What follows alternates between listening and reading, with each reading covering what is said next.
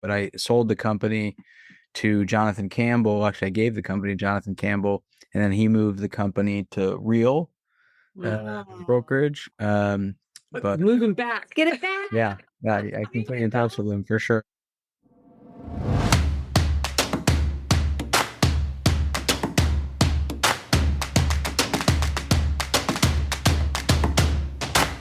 Welcome back to Now Making Moves in Real Estate. This is the General along with my co-host C Twist. And today we're super fired up about this episode. It's episode number 62.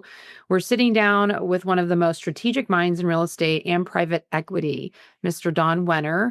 He is the founder and CEO of DLP Capital, a purpose-driven investment company. Purpose-driven. I just want to repeat that, with over $4 billion in assets under management, focused on building wealth and prosperity through real estate. He's also a best-selling author, top-performing entrepreneur, and creator of the Elite Execution System, a framework that's helped scale his business and the lives of countless others. So from leading a nationally ranked real estate team to building one of the fastest growing private investment firms in the country, he brings a rare blend of operational excellence, leadership insight, and scalable systems, all words we love. So if you're ready to think bigger, lead better, and build with purpose, this is the conversation for you. So let's get into it. Welcome, Don. Thank you so much for having me. That was a great introduction. I don't know what else I can add, but I'll try. Oh, I guess we're done. No, just got Yeah. No, I had the pleasure of meeting you and the organization in St. Augustine, Florida, late last year. And I just am so impressed with your leadership and what you've built. So if you would please tell our listeners a little bit more about your story. Yeah, thank you. Appreciate that. And thank you for coming and joining us. That was a really awesome event late last year. But as you said, my name is Don Wenner and founded a company called DLP Capital. It's been 19 years now. So quick backstory, lived and grew up in Lehigh Valley, Pennsylvania. So about an hour north of Philadelphia, mainly Bethlehem area. Mom and dad had me when they were 16-year-old juniors in high school. And I'm the oldest of five. Mom ran a home daycare most of my childhood, and my father was a correction officer most of my childhood. And so, we had the kind of typical limited, financial means, that you would expect when your parents are 16 years old. But was raised, a lot of people like to hear those kind of stories and like to kind of follow people who've raised themselves up by their bootstraps and accomplished, business success or whatever type of success on their own. And that's certainly not my story. Although, I had limited financial means, I figured out about 10 years ago that we had moved 37 times by the time I was 17, mainly for, financially driven reasons. But I was raised in a big family, a lot of love, a lot of support, raised in the church, deep faith and relationship with the Lord from a young age. Born in the United States as a white man, and maybe the best time to be alive, right? Kind of the lottery, you could say, right? And the Lord gave me a certain set of blessings and skills that have put me in a position to be successful in the world of business. And so the verse of my life is too much is given, much is required, and I believe I've been given a ton. One of the things I was given was an extreme amount of confidence, even as a young person, and moved out of my parents' house when I was a junior in high school. I'd already figured the whole world out. I didn't need to learn anything from them anymore, but knew what I wanted to do at that time. I thought I was going to go into wealth management, and went to Drexel University studying finance and accounting and minor in marketing, and then stumbled into real estate when I was 20, going on 21 years old. And I started as a Keller Williams real estate agent. I was selling alarm systems door to door as a college student, and that gentleman who owned the company convinced me to get my real estate license. Never once thought about it until that moment. Took my classes online, flew to a marketing conference, left that marketing conference with a message of your home sold in 68 days, guaranteed, or I'll buy it. And that was October 2006. And that was the peak of the real estate market right then and there, at least in Pennsylvania was. And so I did a lot of, kind of guerrilla marketing. I was spamming Craigslist that had just come out. I was literally knocking on doors, and getting in front of a lot of people who had challenges in the housing market at that time, and started doing a lot of radio marketing soon after. And we still do this day across our businesses, and just got in front of people who had a housing problem, largely around affordability, and we'd help people sell their home. We step in and buy their home. And sometimes we'd help them negotiate short sales, and we do that all over the country, and kind of help people one person at a time, thousands and thousands of times. And by 2014, kind of fast forward, the whole time, 2006, 2014, grew the business sort of out of fear, right? Fear of failure. My dad came to work for me months into my career. My mom came to work for me months into my career. My stepfather came to work for me soon after. My stepmother will all work in the business till to this day. And just kind of grew the business out of fear initially. Then it took all the way to 2014, really for me to get clear on what I've been called to do, which is to transform lives through the building of thriving communities, which starts with providing, affordable housing. And that kind of led us sort of reframing up our business, and went from kind of one house at a time to investing in whole communities. So that's really the journey we've been on these last 11 years. So we develop, build, operate large housing communities. We also provide capital to other developers, builders, and operators to build housing communities, all of this rooted in housing that's affordable, but where it begins. And our capital's been from individual investors, 3,500 families invested with us now to this day, who provide us the capital that we get to go steward and invest into housing that's affordable for working families. And so we've grown the organization consistently now for 19 years. You said written a couple of books around scaling. We've grown by about 50% a year for the last 19 years, one of the fastest growing companies in America, 13 years in a row. Last year, we did $567 million of revenue. We've over now $5.5 billion of assets under management. And it's been a really great journey that, God willing, we're just getting started on. I mean, mic drop on that. So impressive. I think, when we went to St. Augustine, obviously we were just impressed with your leadership and your faith and just the environment in itself. But all of the communities that you're impacting is substantial. How many communities have you focused on with affordable housing and rejuvenating and bringing those communities back to life? Yeah, it's a great question. And, as I said a moment ago, our purpose is to transform lives through the building of thriving communities. And the first community, most people, when they hear us say that, they think about housing communities or local physical communities, and that's a really big part of it. And I'll answer. But the first community we focus on, and we believe where it all begins. And the book I'm writing right now is called Building an Extraordinary Organization. And the first community is our employee base. And so we now have in total about 800 team members across DLP Capital. And then we have a whole banking platform as well called DLP Bank.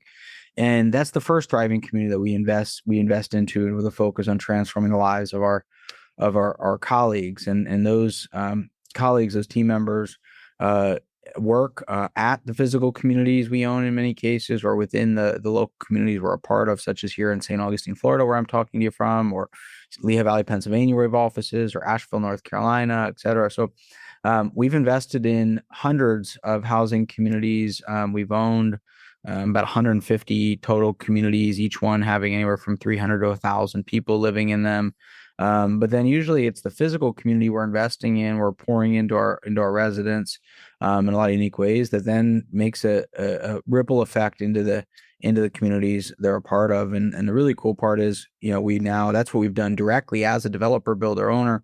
But a bigger side of our business is finding great companies who want to build extraordinary organizations that build thriving communities, other housing developers, builders, and operators. And we equip them not only with capital, but with resources, tools, education, the elite execution system you mentioned, helping empower them to scale and impact the local community they're a part of, their employee base, and the communities they're literally physically developing, building, and operating. So thousands of communities at this point in total, which has been pretty cool. Wow. Is it like primarily planned communities? Yeah, most of the easiest way to think about what the majority of what we're been invested in are apartment communities. That's the simplest way to think about it. But in many cases, the communities today are, build for rent. So that's a term for, single family rental communities, a lot of for sale, single family communities as well, townhome, duplexes, manufactured housing communities. So I just say think about it as a place where hundreds of people live, usually with full community amenities such as clubhouse, pool, pickleball, walking trails, fitness center, etc., and real programming to bring people together. In addition to the crisis we have around the affordability of housing, there's a number of other crises we're focused on, and one of them is what we call the loneliness crisis. And you may have heard the statement that this is the most connected society in human history, but the most disconnected. And actually, loneliness was deemed a national epidemic in 2023. And the average American today only has 1.5 close friends.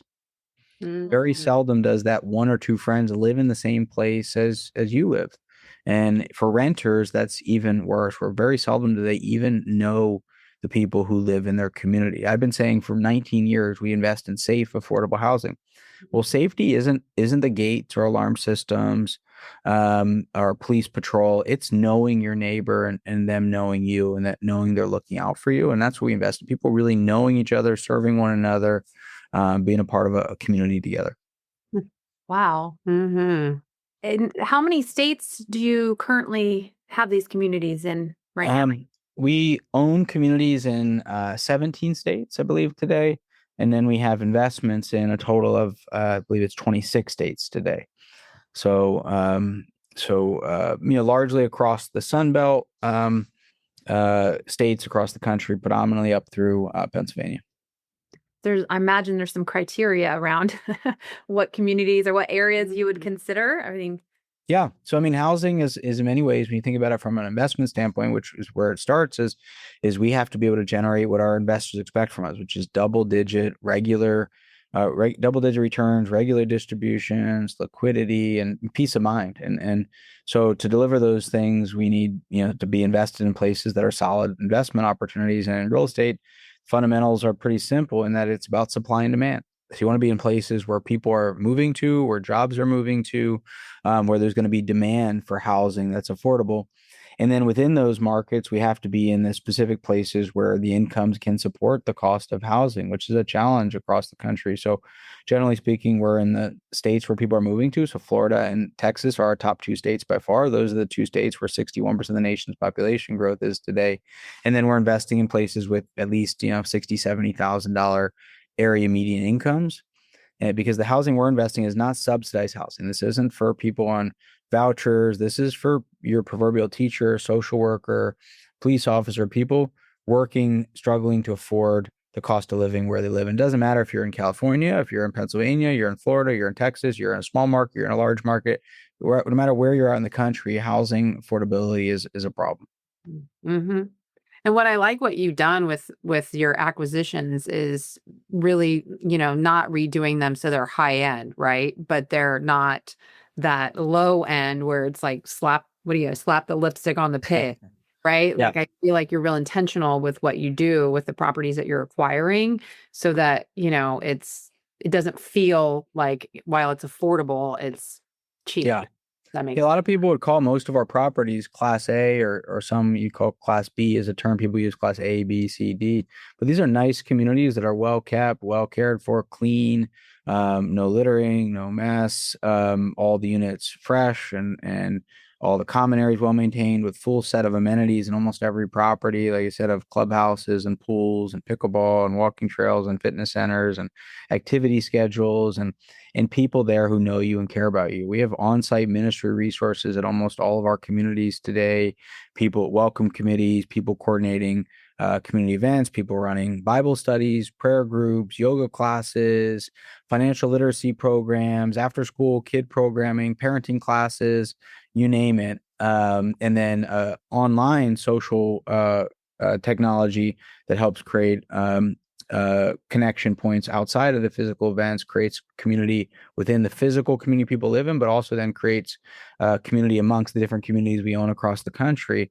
So somebody has a passion around, a specific sport or hobby or whatnot, they can connect with other people across the DLP communities who share that same interest. So yeah, very, very intentional. Or no way you'd say these are not well-maintained communities, but we take a different approach. So in apartment communities today, in rental communities today, this surprises a lot of people, but the average renter moves about every 15 to 16 months. So they're moving almost every year. And that's one of the biggest costs the average families have is the cost of constantly moving. That's new deposits with the electric company and cable companies. That's moving costs. That's new security deposits with the new landlord, et cetera. And our focus is to have 8-year average occupancies, and we're very close to that in the residents we put into our properties. So we'd rather have residents stay in our properties, treat them like they're cared for, and love them, so that they then in turn treat the property like a home. They take care of their apartment or their rental home as if it's their own. So we have lower maintenance costs, we have lower turnover costs because people aren't moving all the time. We have lower marketing costs, we have lower vacancy costs. We've lowered delinquency costs because our people can afford the rent. So guess what they do? They pay the rent. All those things lead us to be able to provide better returns to our investors, but also, generally speaking, our renter may fall but 4, 6, 8% below market rent if they stay in the unit and renew versus them moving to another apartment. So we're able to give a little bit of savings to our renters who stay year after year in our units, but ultimately generate a better outcome for them, for our investors, and for the community as a whole. Wow. There's so many things I want to ask. I'm like, I tell my husband, I'm like, I get to see Dawn today. I get to talk to Dawn. So I don't want to like overstep Courtney, but I was curious about Asheville. I know that you have events there. I know you're very committed to that community. What has that community been going through? What does it look like now? How are you helping? I'd love to hear more about that. Yeah, thank you. Yeah, so Asheville, North Carolina is my second home today. Actually, was just there this morning. Just got back here in Florida a few hours ago. And we are doing a big event there in late June called our Extraordinary Family Event. We'll have hundreds of our investors and their kids and grandkids in some cases there, and some of the best speakers, entertainers in the world there. It's an event all about family, nothing about real estate investing. That's just one of the ways we think of our platform, which we think our organization is a ministry platform. And one of our communities we're focused on pouring into is our investor community. We have 3,500 families that we want to pour into. And this is a big part of how we do that, by pouring into their families. But the last event we did in Asheville was September of last year. It was actually the day before Helene hit Asheville. So I was there, my family was there, a lot of our team members and such families were there. 4 days before the storm hit, we bought a 312 unit apartment community in Asheville with 800 or so residents. And 4 days later, the storm hits. And we were fortunate at that property and all the rest of our properties, including my home. We didn't have a huge amount of damage, but we lost power and internet and so forth for a few days. That was quite interesting, having no internet, no phone service, no power. But the biggest challenge that a lot of residents faced, including ours, was no water for weeks. I think we went 3.5 weeks with our residents having no water. And so a lot of things we did are bringing, tons of porta potties on site, cooking for every day, having on-site showers, portable showers, keeping the pool filled with water so that people could use it to, put down their toilets and such, having tons of drinking water on site, and just being there to serve our residents around the clock. And then we partnered with a number of great ministries. One that we're actively partnering with right now, actually, who all the proceeds we raised during this event we're doing in a few weeks is called 828 Strong, which is the area code there in Asheville, which is through a big church called Biltmore Church in the Asheville area. We worked with a number of great organizations that were delivering really needed relief in the moment directly to people. And there were thousands of people who lost their homes. There were many people in places throughout the mountains there they couldn't get in or out of, didn't have access to food, water, etc. So there's a lot of life-saving activities that were going on. So good news, I think, is Asheville is coming back strong, and it's a beautiful place, and it'll only, I think, come back even stronger. But there's certainly a lot of the smaller towns and areas that were hit really, really hard, and it's going to be years for some of those families, for some of the neighborhoods to be rebuilt. Mm. Well, I wanted to also ask you, like, you speak about doing this for 19 years. I mean, for people that are listening, it seems almost a little bit of a pipe dream to think that you could create something that you've created. I mean, it is pretty legendary, and that's a legacy for sure. Um, What would you say to those people that want to be able to dream big and have such an incredible impact on people's lives like you've done and you're going to continue to do? Yeah, I'd say, people often say, "Wow, it's amazing how fast you've grown," is a common comment we get, and people, don't realize maybe that it's been 19 years. So it's not like it happened overnight, right? It's been 19 years of discipline, around what we call 20-mile march to our journey, and so internally, it's almost been so consistent. So I'll give you an example. Inc. 5000 measures the growth of an organization over a 3-year period of time. We've never been in the top 500. We've never been below, I think, 3,500. We've been like 800 to 3,500 every year for 13 years in a row because we've just been very methodical about consistent growth. So now the numbers are getting bigger, but we're just growing at the same pace we did 15 years ago. But we've stayed at it. We've stayed consistent. We've stayed diligent. We've stayed obedient to what I believe I've been called to do. And so if you want to dream big, one of the things I'd recommend you do is one, read a book called Chase the Lion by Mark Batterson. It's my favorite book of all time. I read it every year when I do our goal setting. I read it Thanksgiving week every year. It's you read in there that what's called the Lion's Chaser Manifesto is kind of the theme of the book, and he challenges us to think of dreams that are so big that they can only be accomplished with divine intervention. And your dreams don't scare you; they're not big enough. And I believe God's called each of us to do big things, to not be mediocre, to not accept being average. We've all been called uniquely to be to make a big impact, and it doesn't always mean big dollars or revenues or whatnot. But making a big impact can be on a small number of people that you impact in a really significant way. And so whatever that calling is for you, get clear on it. And Chase Lyon's a great book to help you do that. And then when you get clear on what you've been called to do, what you want to accomplish, then I just encourage you is to put in the, discipline systems to grow. So the books I've written in our system we call the Elite Execution System is a system for disciplined thought, disciplined action, disciplined people. And when people hear the word discipline, I think they often think of it as like a 4-letter word, especially, entrepreneurs. They think, well, I didn't become an entrepreneur because I wanted a lot of structure. They think of structure and discipline and rigor and process as the things that will take away their freedom.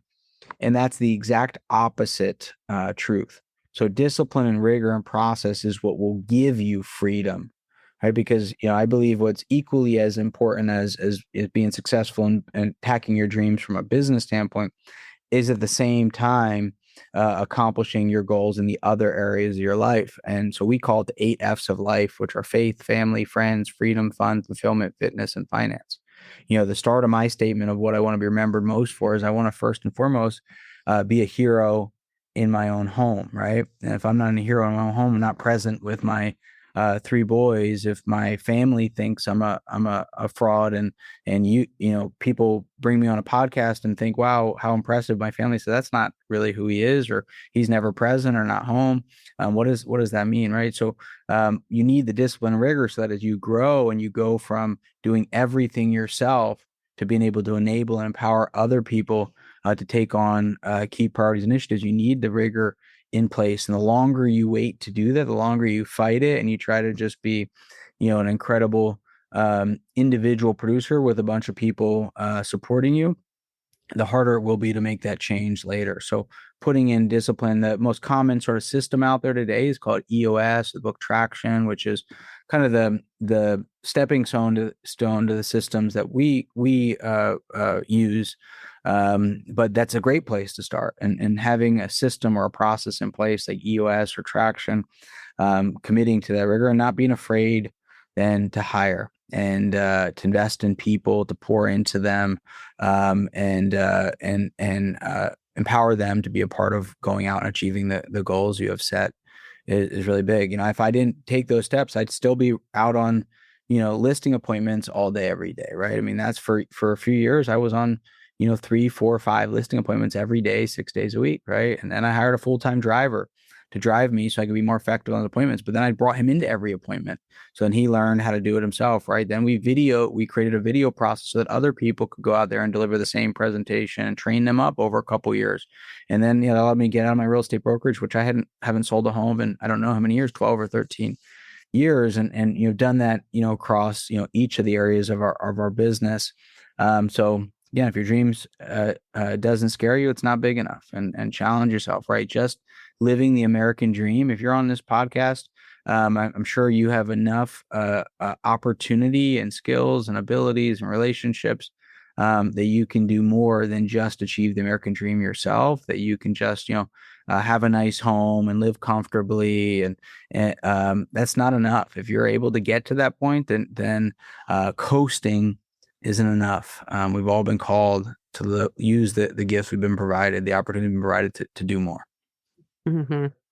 So true. One of the things that I'm speaking on this panel tomorrow, and one of the things that I think I'm going to just really touch on is just addressing the fear of, all the things that you're talking about, right? Because we can adopt systems, we can utilize tips, we can make the investments, we can sell the real estate, but if we're not like addressing the fear of what's holding us back so that we can get to the next thing, you're just going to keep stalling out. So it's just your words just reaffirm what I want to touch on tomorrow. So thank you. Because it's true as entrepreneurs and leaders, right? Like the fear of hiring somebody, Yeah, it's a big fear for a lot of people. If you don't mind, because you made me think, I'm gonna read this Lions Chaser manifesto. I just pulled it up, and so many of my employees have this as their screensaver, and in their on their computer desk. Many people have it around their offices. Mark Batterson, the author of the book's become a good friend. He was one of our speakers at our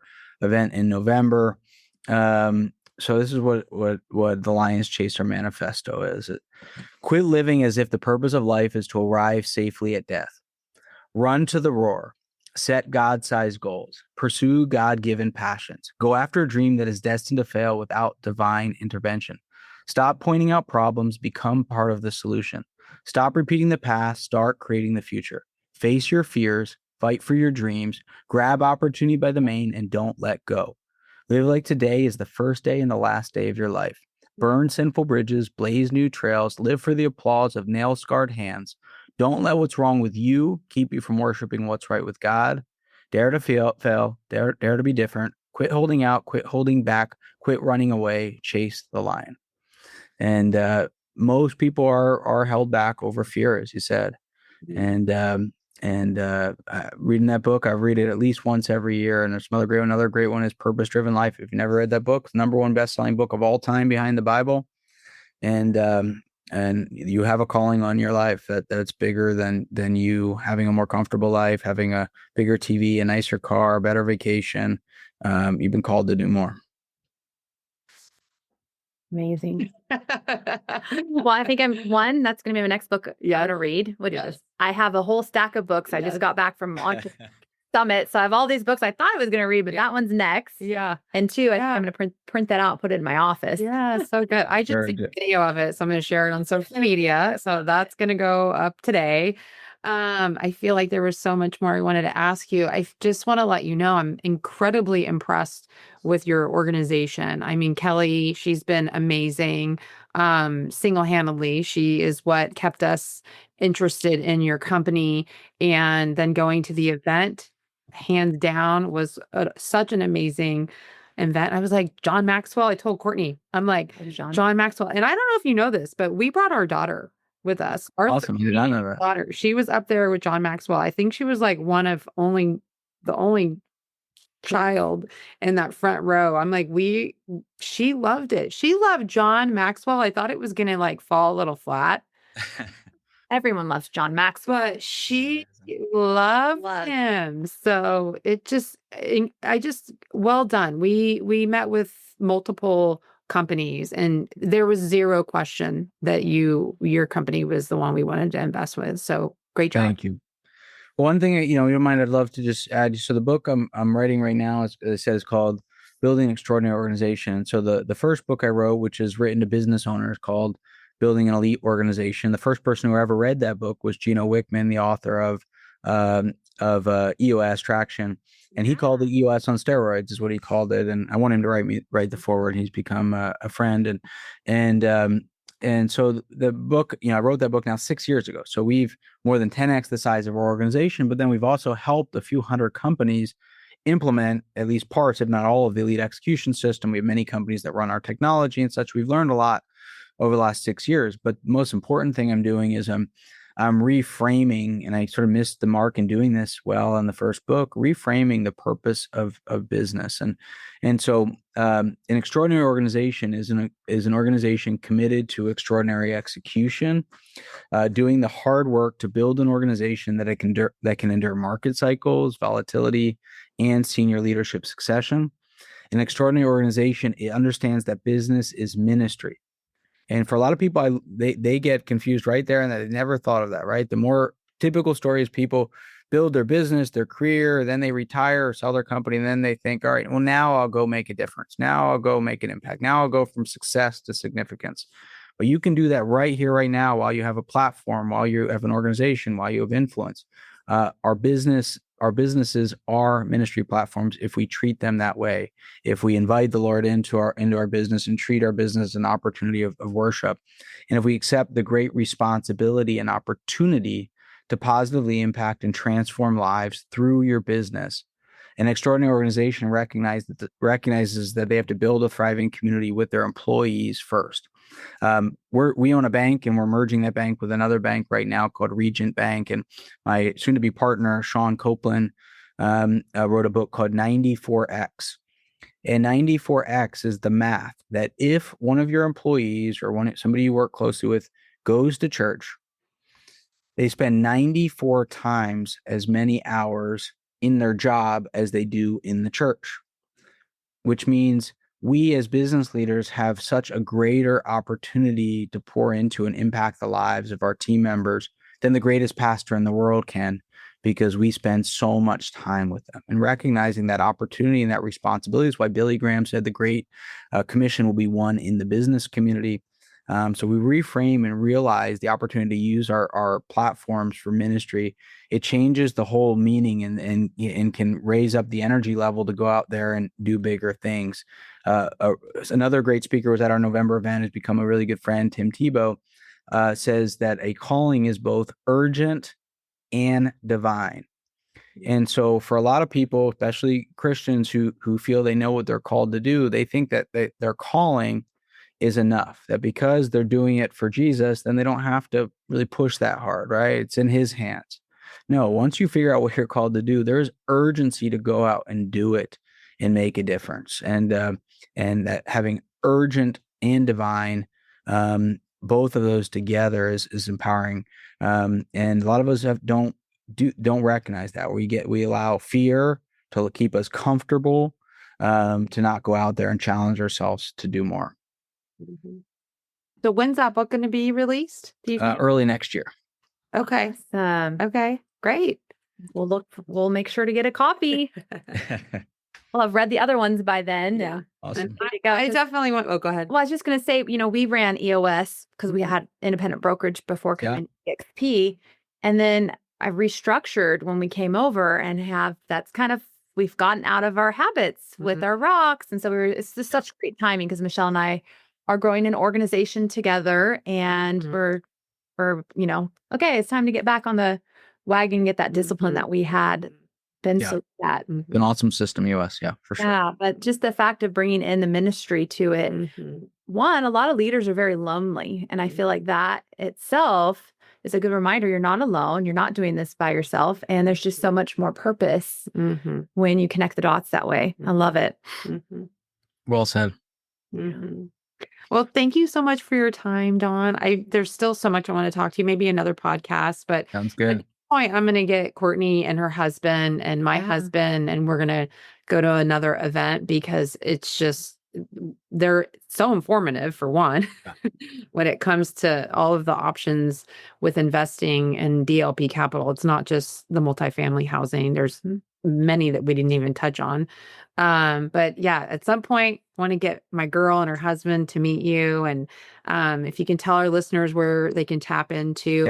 Oh, because you do a lot of webinars, events too. So talk about where the people can reach you and access all the things that you have to offer. Yeah. So DLPcapital.com is our website. On there, there's an event tab where you can see all of our live and virtual events. As you said, I also have a podcast called Impact with Don Wenner. You can find us in any of the social media places as well that you look. And then our next big event after this one in June will be in November back in Ponte Vedra, St. Augustine. David Green, CEO, founder of Hobby Lobby, will be one of our keynote speakers. And he's launching a book on family and legacy at our event. And some other really great speakers will be doing legacy and a leadership event kind of back to back. So we'll make sure those will be on our website if they're not already in the next a few days, and we invite certainly both of you to come join us and encourage your listeners to check it out and look and come join us live or virtual. Awesome. All right. Thank you, Thank Don. you. Appreciate it. Thank you. You and your family and continued success. Thank you. Same to you both. On.